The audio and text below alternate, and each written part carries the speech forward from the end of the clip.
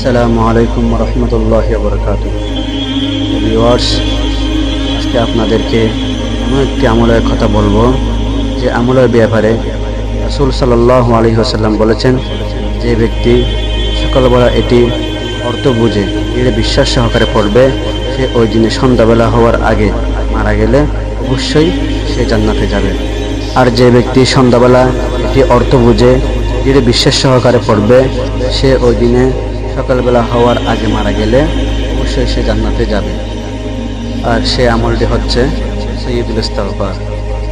আল্লাহুম্মা আনতা রাব্বি লা ইলাহা ইল্লা আনতা খালাকতানি ওয়া আনা আবদুকা ওয়া আনা আলা আহদিকা ওয়া ওয়া'দিকা মাসতাতা'তু আউযু বিকা মিন শাররি মা সানা'তু আবু'ু লাকা বিনি'মাতিকা আলাইয়া ওয়া আবু'ু বিযানবি ফাগফিরলি ফা ইন্নাহু লা ইয়াগফিরুয যুনুবা ইল্লা আনতা।